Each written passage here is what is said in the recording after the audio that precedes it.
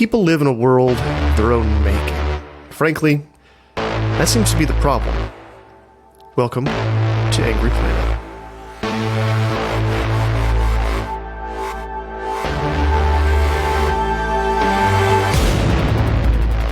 Hello and welcome to Angry Planet. I am Matthew Galt. And I am Jason Fields. Hawaii, America's latest state, is a tropical paradise, a vacation hotspot, and an important strategic military asset. If you've never been to Hawaii, you might be shocked at how much of a presence the Pentagon has on the islands. It's America's gateway to the Pacific and an important part of its naval might, something we're going to learn the broader importance of in an upcoming episode. But here with us today to talk about Hawaii specifically, he is someone who has spent the last few years there covering the military. It's Angry Planet producer Kevin Knodell. Kevin, how are you doing? Doing great. Aloha.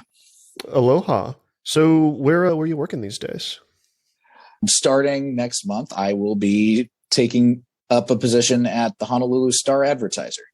There's so many military stories there. So much stuff I had no idea about. I had no idea how important it was. It's been kind of wild to learn from you. And kind of that's what this episode is all about. And I would like to start off, if we can, with some history.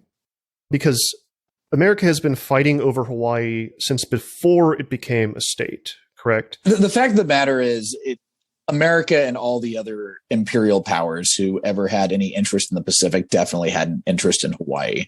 Throughout the 19th century, it was a major trading spot, and it was also where a lot of the whaling industry was kind of setting up shop. You had these whalers who would be based in Maui or any of the other islands, and they would go up to the Arctic North, harvest whales, and then come back to Hawaii at the end of the season. There's some good sea shanties about Hawaii specifically. If anybody wants to look up old Maui, that's a good one. But yeah, it's been strategic. It's always been something that other powers were interested in. Remember that the Kingdom of Hawaii's flag has a Union Jack on it. That's not an accident. The Brits were interested in this area. The French were. Americans were. You had missionaries and traders and people who were just on the islands. But the Hawaiian monarchy was pretty powerful, largely because it also had friends within these other empires and was able to balance that. But a bunch of white, mostly American businessmen plotted the overthrow of the Hawaiian kingdom. And they did so with the help of a U.S. Navy vessel and some U.S. Marines who didn't have, this is before satellite phones, this is before radio. They didn't actually ask the U.S. government if this is something the U.S. government wanted to do. They just kind of went ahead and they did it. And there was a lot of really interesting fallout that happened afterwards. But that led to the creation of the Republic of Hawaii, which was overseen by these white, mostly American-born guys. And then there was the move toward annexation. Annexation ultimately happened for military reasons. It was during the Spanish-American War. This area was a very useful place as we were trying to move ships from North America to the Philippines to fight the Spanish, and also to fight the Spanish in Guam and other places that they are. Lots of islands out here. The Pacific Ocean is not just an empty blue expanse. But ultimately, the Hawaiian Islands were annexed into the United States so that it could just be a full-time place for the Navy to set up shop as it was expanding its Pacific Empire. If people want a light, kind of breezy read through that portion of history, I would recommend Sarah Vowell's Unfamiliar Fishes, which does a pretty good job of giving the NPR version of that story. It's pretty entertaining too. But let's pivot then, as everyone is pivoting these days, to now. So, as Washington and the U.S. intelligence community pivots to China, I would say that there's a lot of eyes on Hawaii, I imagine. What's the mood there right now? Because, like you said, you're in the middle of the Pacific. You're surrounded by islands. You're at kind of the right, you're just right there. So how's everyone feeling? What's the military community like at the moment? But the military, definitely the mood is it's busy. I wouldn't say that it's overly stressed because we're not obviously in an active conflict, but they're having real conversations about things that could happen. And we're ultimately already kind of not on war footing exactly. You have this thing called ACE, I am forgetting exactly what it stands for, but that is the Air Force's new posturing strategy out here, in which they keep planes kind of moving around the Pacific, hopping from island to island to make sure that all the planes aren't in one place at one time. Agile combat employment. That's it. But the point is that the Air Force is already thinking about the risk of missile strikes. We are having kind of a missile race in the region, not just of the United States and China, also all the other regional countries who want their own missile capabilities and defensive capabilities and don't want to rely on either the United States or China, because some of them aren't exactly sure where the chips are going to fall. So definitely around the region more broadly, there's a large awareness that there is a contest between the two powers and other powers as well. We had the largest post-Cold War Pacific exercise by the Russian Navy recently. It was about 30 miles west of here, so not too far away from the Hawaiian Islands. A lot of stuff. American planes scrambled twice because they felt like the Russian bombers got just a little too close to our airspace, but they never actually got into it. But that was definitely a time of kind of heightened tension. I don't think anybody really believed that something was going to happen, but it was definitely a signal of the fact that a lot of military assets are being moved out here, and not just by the Americans. Well, and speaking of missiles, remember 2018, as I'm sure most of the listeners do, there was the false missile alert that went through Hawaii and made it seem as if they were about to be struck by a nuclear weapon. Do people still talk about that or remember that out there? It was a big deal out here, and it also prompted definitely a renewed interest in missile defense and questions of how to protect Hawaii. But also among activists, it became a renewed call for people in the Hawaiian sovereignty movement to argue that, hey, maybe the U.S. military shouldn't be here, because without that, we wouldn't be a missile target, would we? How big is America's military presence on that island? It's upwards of 40,000 troops. I think a little bit more. All branches? But well, yeah, and that's one thing that's unique out here. It is all branches. And just to stress this is also the home of U.S. Indo-Pacific Command. That's at Camp Smith. It is the home of it's the headquarters of the U.S. Pacific Fleet. It's the nerve center for all U.S. military operations across the Pacific, parts of the Indian Ocean, and parts of the Arctic. The joke that they have is that they overlook everything from Hollywood to Bollywood, polar bears to penguins, is how they describe their area of operations. It's massive. This is, I would argue, that second to the Pentagon only in terms of a piece of critical military decision-making areas. And you also have the places like the Daniel Inouye Security Studies Center and Waikiki, where you have regional people coming together to meet and have workshops and classes. There's a lot going on here that, there's the more obvious things with the exercises, but there's also all this diplomatic activity. You have recently the president of the Federated States of Micronesia visited and signed an agreement at Camp Smith to basically agree that they're going to set up permanent U.S. military bases in Micronesia again. They didn't fly to D.C. to make that decision. They didn't go to the Pentagon or meet with the White House. They met directly with the folks at Camp Smith, and that was good enough for them. And they had meetings with the Coast Guard out here, who are becoming increasingly part of the strategy in the region. We're reorganizing the entire Marine Corps, and the test unit that's going to be the template for everything going forward is being developed here on Oahu. Well, the Marines, they love to be reorganized. Can you tell me a little bit about that? Because this is the first I'd heard of this. Yeah. So the Marine Corps is in the middle of a complete restructure to kind of refocus itself on being an amphibious fighting force.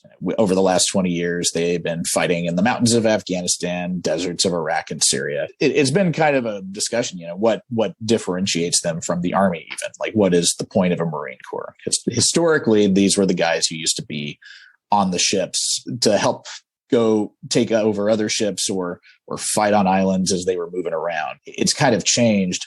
But yeah, they're doing this reorganization. They're getting rid of all of their tanks. So the Marine Corps isn't going to have tanks anymore. So they can focus Not entirely, but very much more so on fighting on islands, fighting in the littorals, the coastal areas, and also getting a bunch of new missiles that they can launch at other navies. The idea is kind of what they did back in World War II.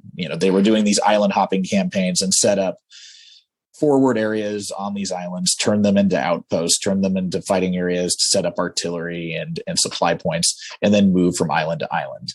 Is anybody actually thinking we're going to fight that war? It does seem to be that's the idea. More specifically, they're kind of looking at this in terms of setting up posts and kind of not maybe like the larger islands that we're thinking of. Like we're not thinking of big specific states. This is more to train them to set up shop on, I think, more like these little islands in the South China Sea, or to be able to seize them from China. That's kind of what they're thinking. But yeah, I think everybody's hoping we don't fight that war, but that's what they're investing in. And there's definitely a lot of criticism of it, like the feasibility of it. Yeah, it's interesting because it sounds like they want to refight World War II. It does, doesn't they? It was a different time, and it is kind of the best we've ever felt after a war was after that. It's real easy to revisit. I'm still feeling that. the glow. The glow. I wasn't even alive then, but it's starting to wear off, I feel. Oh, really? You need more glow. That's what happens when you're born in the 80s. It wears off faster. But regardless of, I don't know, I'm not taking a position one way or the other. I take the position that I'm reporting on these things. But I mean, to answer the question of, is this something that they're seriously thinking of? Yes, they're very, very seriously thinking of these things. Now, they're also kind of working out exactly what that looks like, because this is an in-progress reorganization, and they don't know everything just yet. They've ordered new ships that are going to be jointly operated by the Marine Corps and by the Navy.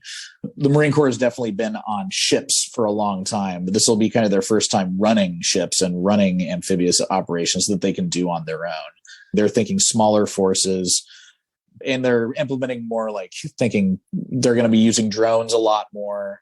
They're going to be using missiles a lot more. And a big part of their big emphasis on this is a theme that we've definitely tackled in our Angry Ocean series, that notion of sea blindness, this notion that really a lot of the action, and increasingly, and has been for a while, is on the sea. It's on trade routes. It's on the Arctic. And definitely as our supply chains feel incredible new strains right now, people are really looking at what's going on out there and thinking about, what does this actually look like? Is this a battle space that we've neglected to think about?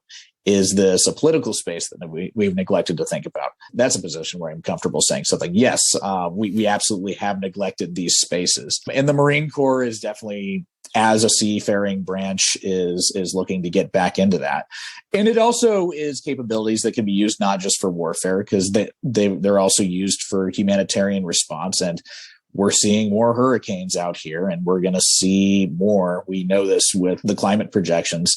A more agile, more quick to respond force that can move across the region quickly is something that is, you have people in some of these island countries that are uncomfortable with being in the middle of a confrontation between superpowers, but also they're, I've talked a little bit about this to some people. Like, they're not all completely upset about the idea that the Marine Corps might be able to get there faster if something were to happen. Because we're not a military, is not just a warfighting force. It's a crisis response force, for better or worse. That's upsetting for some people to hear. But I have to ask the question, when people don't want to hear that, where are your helicopters and boats to respond to a giant cataclysmic crisis? Because if you don't have those things, I'm sorry, you have to live with needing to work with the military from time to time. Question for you. When we're talking about a place like Micronesia, so they came to meet with people in Hawaii, do you think, my thought is, like, if I'm Micronesia, I desperately want to have a U.S. military base on me. And I'll tell you why I desperately want it. Actually, there are many reasons. One, I want the economic benefits. And actually, I'm going to say two is more important. I don't want to sink under the seas, which they actually are at the moment. And if anybody actually would have a vested interest in keeping them from sinking under the seas, it would be the U.S. military. right? I mean, doesn't it sound like it's kind of a good deal? Yeah, and I think that is definitely the argument on the pro side, and that lots of people in Micronesia have used. And you also have to remember that these COFA states that used to be under U.S. military kind of rule, essentially, they still have high enlistment rates. So you also have a lot of veterans and people who are pro-military. But on the other side of that, like I mentioned, one concern is by setting up a military base there, does that then make Micronesia a missile target that it wouldn't have been in ways before? And when you mention, threat of climate change, the military is working on trying to use more renewable resources for a variety of reasons. But the fact of the matter is, it's also, at least that we can track, we don't know exactly what the emissions are of the Chinese military. But in trackable greenhouse gases, the U.S. military is the largest contributor to climate change as a single entity in the way that it moves all those ships and planes all the time. So I think that you definitely have some activists there that would say we're sinking because of America. We're sinking because of American excess. That's why the sea levels are rising, and that's why we are threatened. And now we're just threatened with an additional presence of military things that can bring more war back to our islands. So that's the counter. But obviously the point you made, like there are many Micronesians who have exactly the point that you expressed, but it's divisive. It's complicated. People out here feel a variety of different ways. So something I feel like we've been talking around this whole time, there's like this big hole in the conversation, a big China-shaped hole in the conversation. Without throwing anybody under the bus, obviously, do soldiers specifically, do the military there feel like that is the enemy they're preparing to fight? Oh, yeah, absolutely. Sometimes stated, sometimes not. China or Russia or both in a nightmare scenario in which we just have a cataclysmic, earth-shattering conflict where nobody walks away. But no, China is definitely what we're looking at. China is what we're talking about. And, we said it before, Hawaii is the gateway to Asia, always has been. This Hawaii itself has a unique history with China, with its large ethnic Chinese population. One of the oldest Chinatowns is in Honolulu.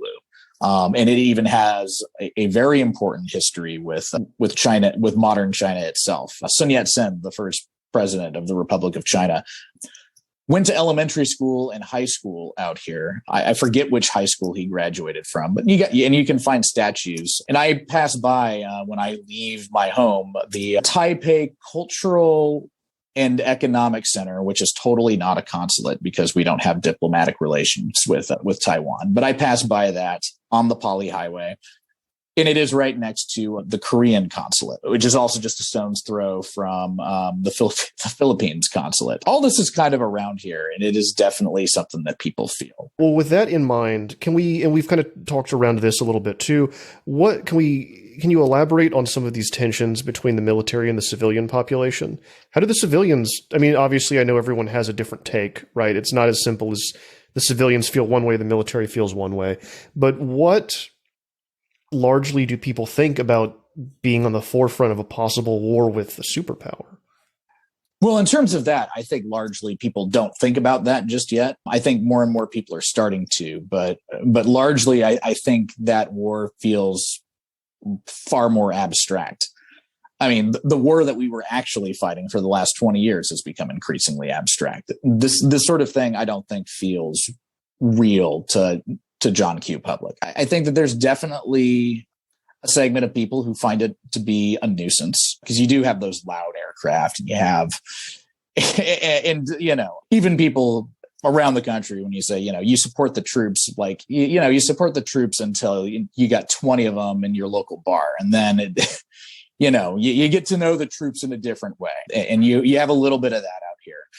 But it's also complicated because you have because of the proximity and also some of the demographics out here, you have a relatively high level of enlistment. You have a lot of veterans out here, just an enormous amount. And historically, there have also been usually a fair amount of veterans in Hawaii's congressional delegation, at least one. And we're still keeping that up with having at least one with Kai Kahele, who replaced Tulsi Gabbard, keeping our tradition of having at least one.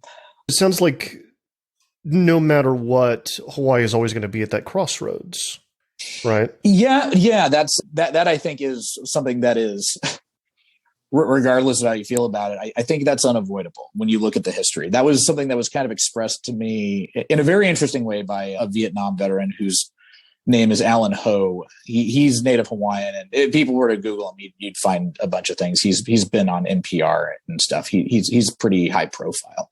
But I talked to him about some land use things, and he surprised me with one of his takes, which is he's somebody who is more pro-American and pro-U.S. military. But he said straight up, he's like, I contend that Hawaii is illegally occupied. He said that to me, but he then followed up and said, but that's preferable to the occupations that the other islands across the Pacific got from the other imperial powers. We have a higher standard of living than pretty much anyone in the Pacific. But yeah, it's inevitable that these islands are going to attract the interest of anybody with shipping, trade, interests in Asia or the Americas. And definitely, so it's one of those things where you might not be interested in China, but China's interested in you.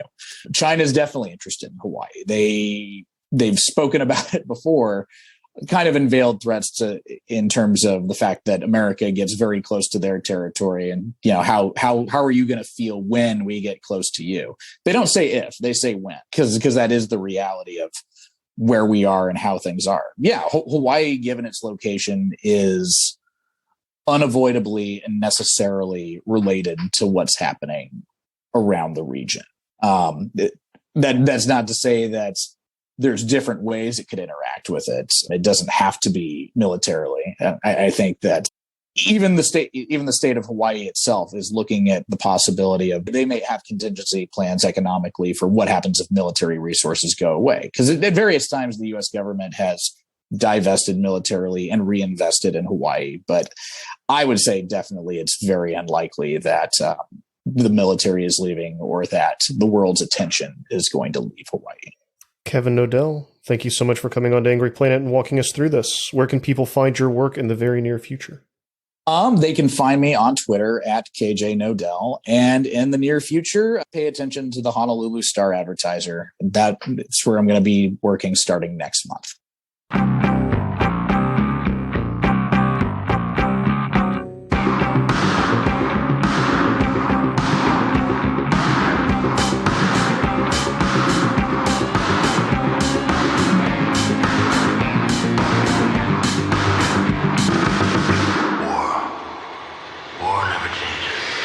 That's all for this week, Angry Planet listeners. As always, Angry Planet is me, myself, Jason Fields, and Kevin Knodell. It was nice to have Kevin on the show today. It's created by myself and Jason Fields. If you like what we do here, we do have a Substack. We're at angryplanetpod.com or angryplanet.substack.com, where you for $9 a month get 2 bonus episodes, which I'm about to put out in the next bonus. Which is a conversation with Edward Watts, a Roman historian, about the television show Foundation and its parallels to Roman history and the collapse of empires. So if you want to listen to that, go over to angryplanetpod.com, kick us $9 a month. You get the bonus. You also get commercial-free versions of the mainline episodes. We will be back next week with another conversation about conflict on an Angry Planet. Stay safe until then.